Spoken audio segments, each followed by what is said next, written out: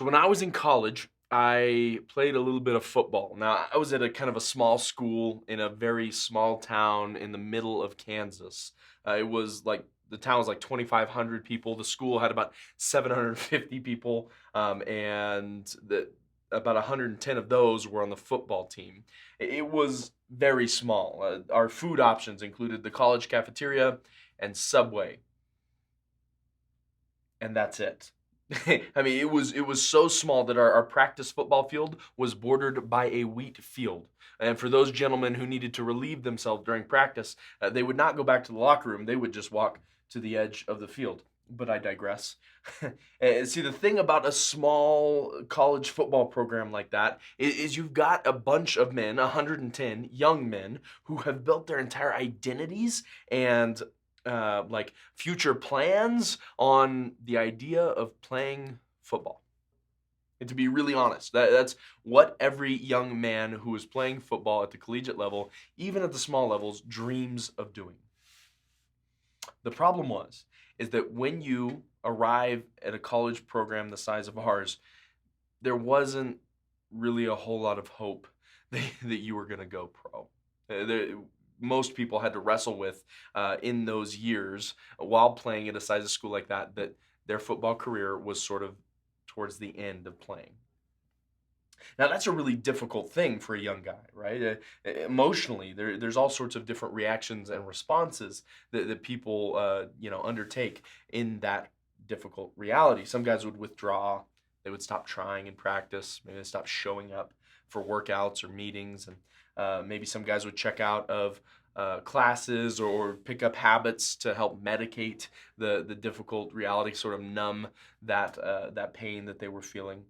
And in response, my coach came up with this phrase that he would use and talk about in meetings, and it became almost like repeated ad nauseum to a point where we would kind of joke about it. But the phrase was, "Make the big time where you are." Right? Because for the big time, that was in Tuscaloosa, Alabama, or in Gainesville, Florida, or Los Angeles, or any number of different places, Texas, Oklahoma, all these big schools, LSU, right? If you were a big time player, you went to a big time school, and what our coach suggested was actually that regardless of who you were, you could make the big time right where you are, even if that was on the edge of a wheat field. Make the big time where you are. It was about in the same time, in those college years, where I discovered this story in 1 Samuel chapter 14. The story is about a guy named Jonathan, who's the son of the king of Israel, Saul. Jonathan had what's known as an armor bearer, basically a guy who would go with him and kind of take care of him and carry his armor when he wasn't in battle. And the Israelites were at war at the time, and they were sort of in this tactical stall. And one day Jonathan gets really tired of not fighting. And so he tells his armor bearer, hey, let's go up and attack this stronghold. There was this stronghold kind of built into like this, like what I imagine to be kind of like a large box canyon, high up on the rocks. And they would have had to scale these rock walls and then scale the fortress walls and then take the fortress. It was a monstrous undertaking, a pretty intense mission, if you will. And so what Jonathan says to his armor bearer is, hey, let's go take this fortress. Let's go fight.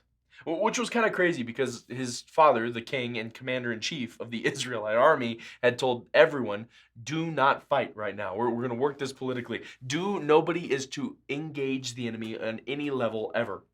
And yet Jonathan, here he is, says, let's go take the stronghold. To which his armor bearer replies, I love this line, it's so good. Verse 7, do whatever you have in mind. I am with you, heart and soul.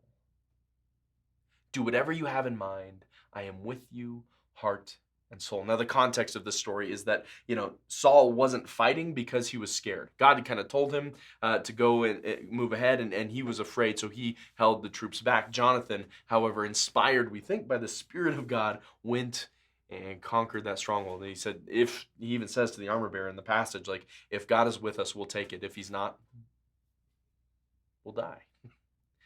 The armor bearer says, I am with you. Do whatever you have in mind. I'm with you, heart and soul. It was these two sort of ideas, this passage and this attitude I learned from this passage, and what my coach had taught me, very much informed by similar ways of thinking, was this radical permission giving. And when applied to my life, it changed everything. Because when I started to say to God, hey, even when I'm scared, even when the odds are overwhelming, even when I'm in a situation that I don't like, do everything that you have in mind. I'm with you, heart and soul. When I started to give God permission to do whatever he had in mind in my life, I started going some really crazy places. But I got to tell you, it was so worth it. One of those was walking away from what I thought was going to be a career in medicine, and ended up going into, vocational ministry. One of those things was I allowed God to take me to Florida to help rebuild a student ministry that was in shambles, and help people really follow Jesus well. Like one of those things is just being a great husband. Like God put my wife in my life for a reason, and it's really hard for me to work on being a good husband and being a good dad. But when I say, God, I'm with you, heart and soul, I'll work on this. And I got to tell you, it's made the biggest difference, not only in my life, but in the lives of the people around me. When we're willing to give God permission to do what he wants to do in our lives, really cool things happen. It's my prayer that today you would think about that circumstance that you're in, that relationship. Maybe it's difficult, maybe it's overwhelming, maybe it's insurmountable. And that you might just say to Jesus today, hey, do whatever you have in mind. I'm with you, heart and soul. Thanks for taking in today's Deep Dive in 5. I hope this content today was impactful to you. We would love it if you would like, share, write a review, just spread the word. We want to get this amazing content in the hands of your friends and my friends, everyone in Northern Arizona, and you can help make that happen today.